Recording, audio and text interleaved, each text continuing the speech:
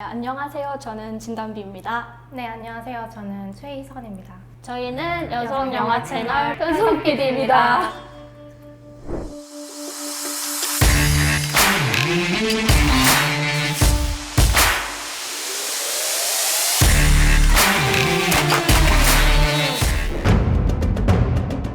여성 영화 채널 하면은 여성 영화를 트는 채널인가? 이렇게 생각하실 수도 있을 것 같고, 여성을 타깃으로 하는 채널이라고 보는 게 더 맞을 것 같아요. 이거는 저희가 론칭한 지 지금 10주년을 올해 맞이했는데, 저희 슬로건 자체가 그녀의 영화 채널이라는 슬로건을 달고 론칭을 했어요.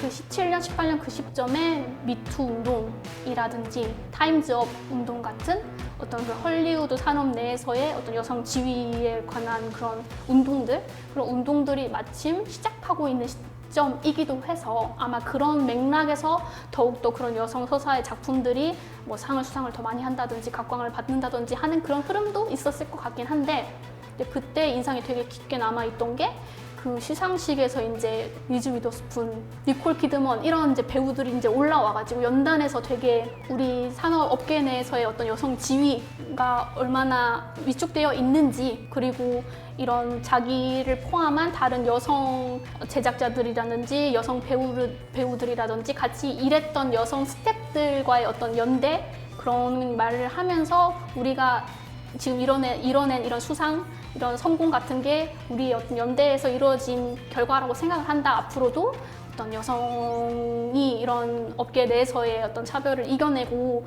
좀 더 다양한 그런 컨텐츠들이 생산될 수 있는 그런 환경이 만들어져야 되지 않겠느냐라는 그러한 발언들을 좀 많이 했었어요. 그래서 17년, 18년부터는 제 개인적으로는 여성 서사, 이런 여성 서사의 그런 컨텐츠들이 많아졌다고 생각을 하고, 마침 또 그 시점에 원더우먼, 캡틴 마블 뭐 이런 컨텐츠들, 그러니까 대형 프랜차이즈에 소속되어 있는 여성 캐릭터를 주연으로 하는 그런 영화들도 개봉을 하기 시작을 했거든요.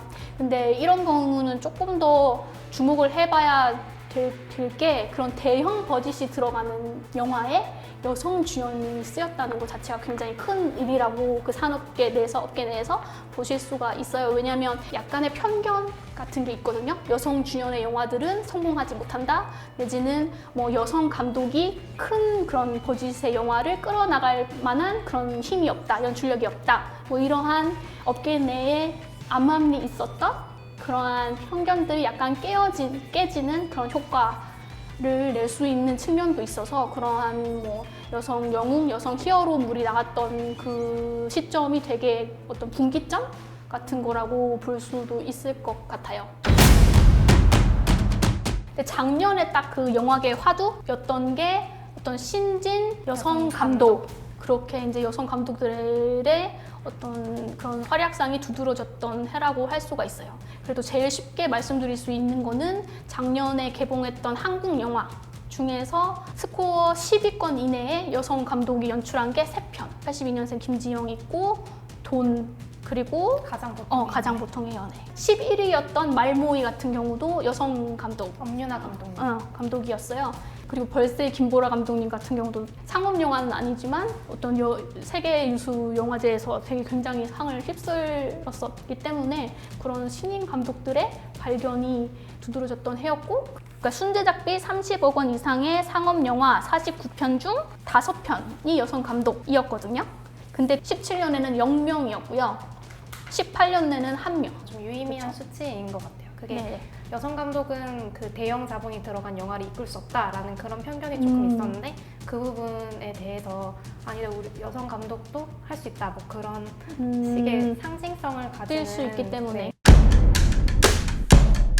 우리는 F등급이라는 그런 기준을 부여를 하면서 뭔가 여성을 위한 컨텐츠를 편성을 해 라고 하는 게 좀 더 설득력이 있을 것 같다. 그래서 이제 F등급이라는 거를 도입을 하게 됐고, 여성 감독의 여부, 여성 각본의 여부, 아니면 여성이 주요한 역할을 수행했는지 여부, 그 3가지의 어떤 크라이테리아를 두고 영화를 분류를 하는 개념이거든요. 근데 저희가 만든 건 아니고요.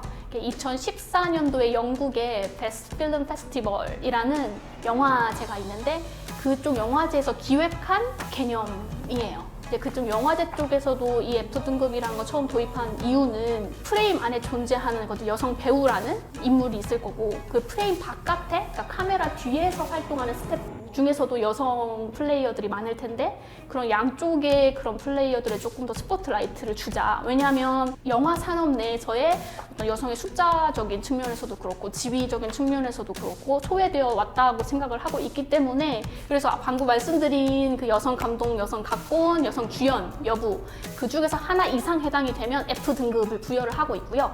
만약에 그 세 등급이 전부 부합할 경우에 트리플 F 등급이라는 용어를 사용하고 있습니다.